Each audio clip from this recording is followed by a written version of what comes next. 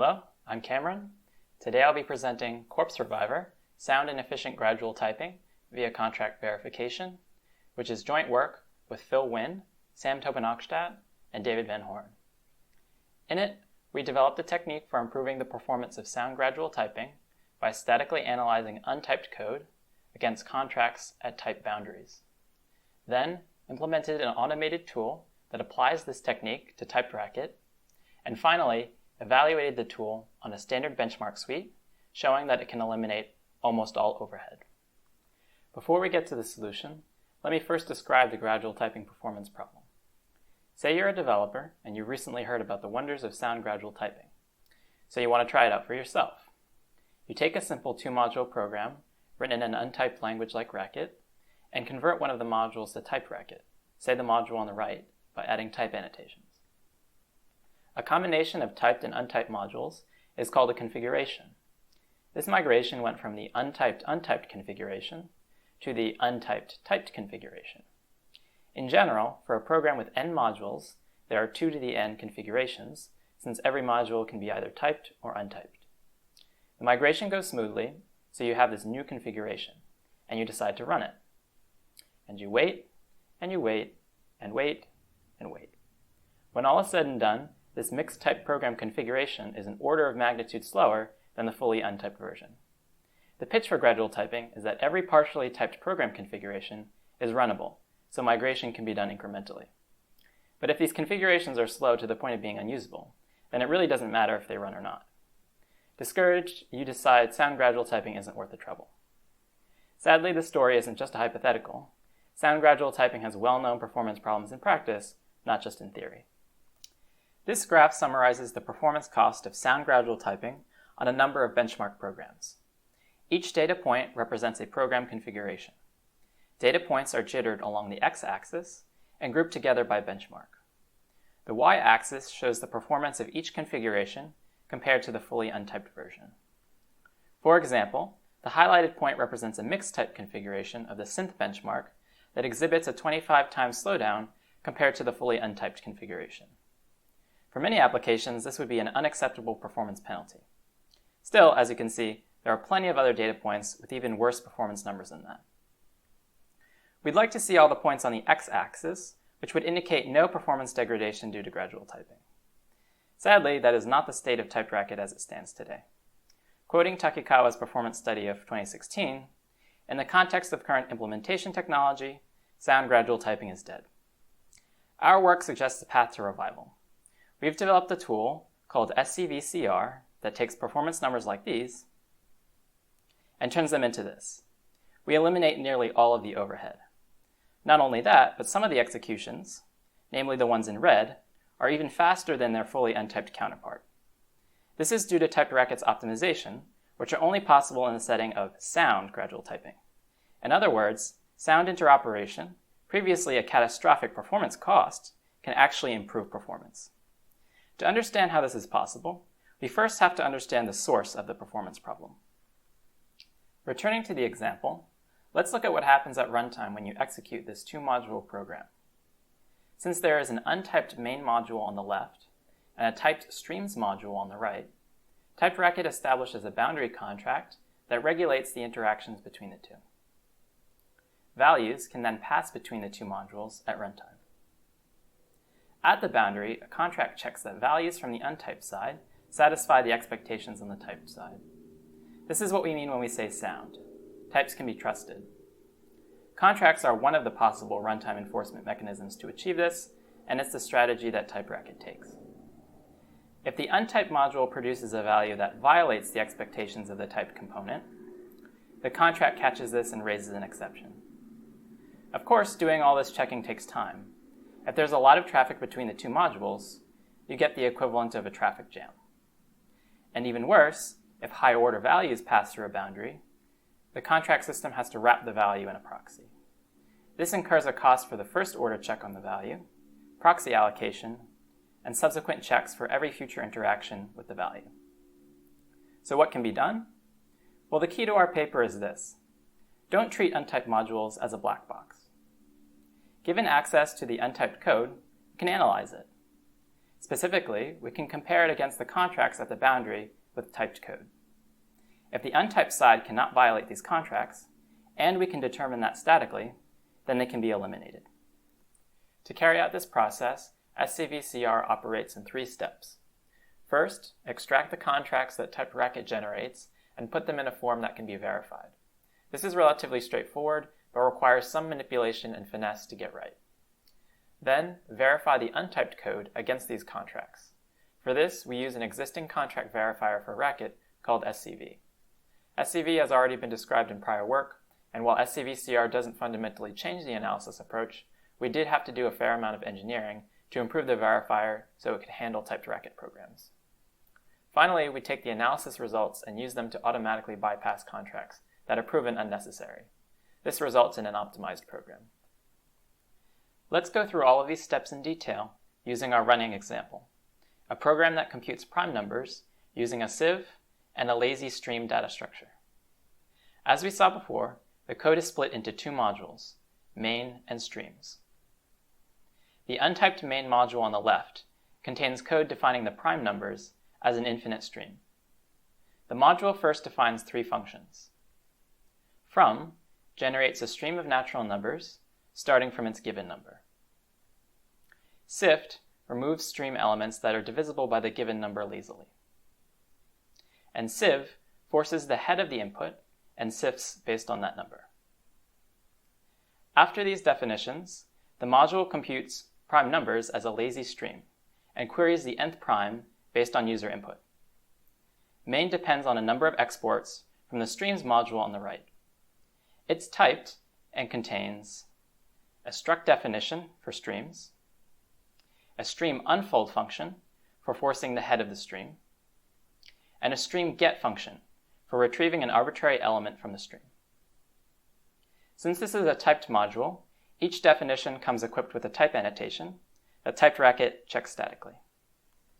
Step 1 is extraction. While typed Racket type checks, it generates contracts for each exported value. SCVCR captures these contracts and manipulates them as needed for verification.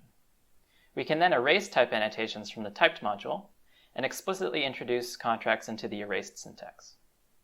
Concretely, that looks like this. The type annotation for stream unfold states that it takes a stream and returns a natural number and another stream. We can replace that annotation with a contract that checks this at runtime, like that. A similar thing happens with the type annotation for stream get. Replace that with a contract, and with the fields of the struct definition, like that. After the type annotations have been converted to contracts, the verifier has no idea this used to be a typed module. Effectively, all it sees are 2 untyped modules, one with contracts and one without. The job of step 2, verification, is to determine if the module on the left can violate any of the contracts that we've just inserted on the right. We use SCV, which operates on untyped Racket programs, exactly like the ones here. SCV uses symbolic execution to statically analyze program components. For us, that means exploring all possible behaviors of the main module on the left. The behaviors we're interested in are contract errors. SCV's analysis is sound, meaning if a contract error can occur at runtime, then the analysis will definitely find it symbolically. Hence, if the analysis does not find a contract error, then it cannot occur at runtime, and contracts can be eliminated. Let's step through a somewhat simplified presentation of how SCV carries out this analysis. The module starts off with a few function definitions. There's nothing to evaluate there, so the first expression SCV looks at is the call to from, which is highlighted in yellow. From is defined in main, so this beta reduces to a stream struct containing the starting element 2 and a func for computing the rest of the stream. Stream here is a function, actually a constructor, that was exported with a contract from the streams module. This came from the struct definition. Remember, we attach contracts to the fields of the struct, so Racket will generate an appropriate contract for the constructor. This contract checks that the values provided to the constructor match the field contracts. The contract monitor form, abbreviated here as mon, checks the contract. Mon ensures that the given contract, which is the first value in the mon, is satisfied by the second value in the mon. If not, it will reduce to an error. The angle brackets denote a struct literal, which for streams is just a pair. Since 2 is a natural number, it satisfies the nat predicate, which is a first-order contract. Therefore, the entire mon expression reduces to the value 2. For the function contract, we delay the check by pushing the range contract into the lambda. This is the standard high-order contract semantics of Findler and Felissen. So far so good, we finished the from sub-expression. Notice we didn't actually have to execute anything symbolically yet. That will change when we analyze the next expression, the call to sieve. Here is that expression, with the argument replaced with the result we just computed. Let's beta reduce this. And now we end up with something interesting. Sieve passes its argument to streamUnfold, which is a function imported from the streams module. This is treated as external code, outside the scope of the analysis. All SCV knows about this function is its contract. We need to know if this call to streamUnfold could result in a contract error that blames the main module. Since SCV doesn't know what streamUnfold actually does, we need to simulate all the ways it could blame main. StreamUnfold is given a value with 2 pieces. The first is the natural number 2. Sure, streamUnfold could produce a contract error by misusing this value, say trying to concatenate it with a string. But that wouldn't blame main, it would blame the streams module. So we can safely ignore that possibility. The second is the func. This is a behavioral value containing arbitrary untyped code. That could definitely yield a contract error blaming main, so long as streamUnfold applies that func. Thus, we have to consider what happens when repeatedly calling the highlighted lambda. Here's an expression that applies the func. We can beta reduce as usual. And now at this point, well, we could continue beta reducing from, but with some foresight, it's clear that wouldn't be a very good idea. If we continue to execute concretely, we'd never terminate. We'd explore that stream's rest thunk, and its rest thunk, and its rest thunk, etc. From returns an infinite stream, so unfolding that concretely would never terminate. Here's where a symbolic execution will kick in. We'll strategically abstract 3 to a symbolic value that represents any natural number. And this will give us termination. How do we choose naturals instead of, say, integers? Well, when the abstract semantics merges environments during execution, which it needs to do to stay finite, it has to join certain values. So depending on the lattice and the corresponding join operator, you'll get different symbolic values. Okay, so now I apply the from function, which results in an expression with a bunch of symbolic values. This is completely fine, as long as the semantics is equipped to reason about such values. Reducing the stream constructor gives a bunch of contract checks again. The flat contract check is satisfied because we chose a sufficiently precise abstraction. If we had gone too far, abstracting 3 to an arbitrary integer instead, we could get a contract error here, and that would have been a false positive. But this is good, so it proceeds as before. Now our result is another stream. We have to continue exploring the behavior of streamUnfold by applying this stream's thunk, since it too contains untyped code. Applying it as before. Now here, the semantics needs to encode some information about the primitive operation add1 and natural numbers. A natural number plus 1 is a natural, so this should give us another symbolic natural. Notice that we've already seen this expression from an earlier step, so this is a cycle in the state space of the program. And we haven't seen any contract errors so far. That means if streamUnfold terminates, it will not have blamed main in the process. Returning from that aside, we can continue executing by replacing the head, HD, and tail, TL, variables with symbolic values. streamUnfold is opaque. The only thing we know about it is its contract. So the head and tail variables are replaced with symbolic values from the range contract of streamUnfold. In this case, that's a symbolic natural for head and a symbolic stream for tail. Once again, the stream constructor adds its contract checks, and they succeed, leaving us with this result. Still, no contract errors blaming main. Everything is still going well. Finally, the main module queries the nth prime number from the prime stream based on user input. This is that stream get expression with the value of primes we just calculated as the first argument, and with the external call to read natural as the second argument. Read natural is a library function that comes with a contract, so that allows us to replace it with a symbolic natural. Stream get is imported from streams, so we explore the high order component for blame. Applying the func yields a call to Sift with 2 symbolic values. Since Sift is a function that is defined in main, we actually have to execute it. So applying that gives the following conditional. Notice that the guard contains symbolic values, with both branches of the conditional being feasible. For a sound analysis, this means exploring both possibilities. So the abstract semantics forks and non-deterministically chooses each path. The then branch is the base case. It's a straightforward call to the stream constructor, which we've seen before. Check the field contracts, get the value out. Nothing new here. The else branch is more interesting. This is the recursive case. What we do here is replace the recursive call with any results collected from other branches of execution. For this example, that means the result from the base case. Since the recursive call is in tail position, the else branch gives the exact same thing as the then branch. So we're done, and we have an approximation of the result of Sift. We use this result as the argument to the sieve call. And we continue applying sieve, which proceeds similarly without any blame. I'll skip the details here for brevity's sake. But at the end of the day, the analysis reports that main on the left cannot violate any of the contracts on the right. At this point, all the hard work is now done. Step 3 uses this analysis result to get rid of contracts. In this case, the analysis came back as safe, so all contracts can be eliminated. The domain contract in stream unfold can be replaced with NEC, the contract that does nothing, since SCV has verified that main will always provide the function with a stream.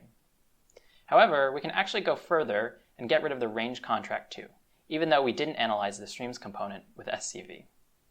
Since streams was derived from a well-typed module, TypeRacket has proven that the range contract is unnecessary. Otherwise, the module wouldn't have type checked in the first place. So the whole thing can be replaced with NEC, like that. Stream get 2, gone. And finally, all the fields of the struct, done. At last, we're left with an optimized program. No contracts means no more runtime overhead. This is the basic architecture and idea of the tool. The actual implementation differs in a few details from what I've presented. And of course, there are many more subtleties to take care of. For example, the data and contracts that TypeRacket generates internally cannot just be copy and pasted directly into a module's source code. SCVCR does a lot of manipulating and massaging to get modules in a form that SCV can understand and handle. For example, TypeRacket doesn't directly generate those nice struct contracts like those we inserted on streams. It generates something more low-level. SCVCR has to construct those and consider special cases like dealing with parent structs. We rely quite heavily on Racket's Sets of Scopes API to adjust references during this manipulation process. Another detail that we didn't see in the example is what happens if the program is not fully verified. Based on the analysis results, some contracts may be eliminated, but others may not be safe to eliminate. Contract verification isn't all or nothing, and neither is the optimization procedure. We can partially eliminate contracts, retaining only those that cannot be proven safe. Recall from earlier that an imprecise abstraction, from 3 to a symbolic integer, resulted in a false positive. If that had happened, we would not be able to get rid of the contract in the first field, since SCV believes that main could possibly give the constructor an integer. Thus, we can optimize away the contract on rest, but we have to leave in the natural number predicate on first, yielding this partially optimized module, which might be a little slower since it has a contract. There's a trade-off between analysis precision and runtime performance. Finally, the optimization we saw, simply syntactically erasing contracts in the typed module, isn't sound. Why? Well, because it assumes that all clients have been statically analyzed. If another program imports the streams module without any contracts, that would be a major problem. We only statically analyzed one untyped client, so only the boundary between that module and streams can be removed, not every boundary with streams. Here we have 2 clients. Main has been analyzed, but the unknown module has not. If we just get rid of the contracts in streams, then the unknown client can send streams arbitrary values. That's bad. To deal with this, SCVCR selectively bypasses contracts on the client side, not the server side. So only main is allowed to bypass contracts. Streams will be protected from all other clients. These are just a few examples of things SCVCR needed to implement to get good results. And there are plenty more that I haven't mentioned, so see the paper for some more details. Speaking of results, let's take a look at the evaluation. In what follows, I'll be showing a lot of overhead plots. These are the most common visualization for gradual typing performance. This is the one for the FSM benchmark. Purple is typed racket, and orange is SCVCR. The x-axis is log-scaled and indicates the slowdown factor compared to the fully untyped configuration. The y-axis indicates the percent of configurations incurring that slowdown. For example, the blue point on this plot shows that 50% of configurations exhibit a more than 2 times slowdown compared to the fully untyped baseline. Meanwhile, the SCVCR curve is already at 100% of configurations.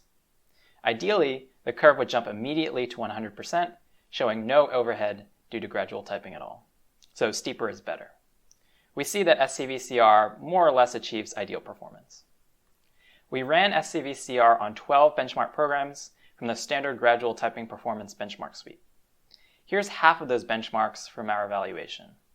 Some of these programs exhibit a moderate amount of slowdown, about 4 times as slow in the worst case. Our tool gets rid of all of this overhead. The other half of the benchmarks contain configurations with more significant slowdown. Some of the original configurations may not be even feasible to run with such extreme performance degradation. SCVCR gives similar results as before, but in these cases, the gains compared to type racket are very large. The orange areas visible here are roughly proportional to the performance improvement after optimization. Finally, here's a broad summary across all configurations from all the benchmarks. The worst case overhead after optimization is 1.5 times as slow.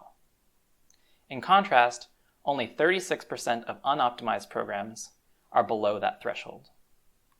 To summarize, I've described a technique for sound and efficient gradual typing that does not restrict type system expressiveness, relax the guarantees of sound interoperation, or rely on some new runtime technology. The technique statically verifies boundary contracts, removing those that cannot fail. Existing tools like SCV are purpose-built for this task. Finally, we implemented a tool that automates this process and conducted an evaluation on the standard gradual typing benchmark suite. It drastically reduced overhead across the board. While these results are promising, this is certainly not the last word on efficient gradual typing. Our tool is limited by the underlying verifier, and SCV cannot at the moment verify every kind of contract that typed racket might generate. But sound and efficient gradual typing at least appears achievable, and we've sketched a possible path to get there.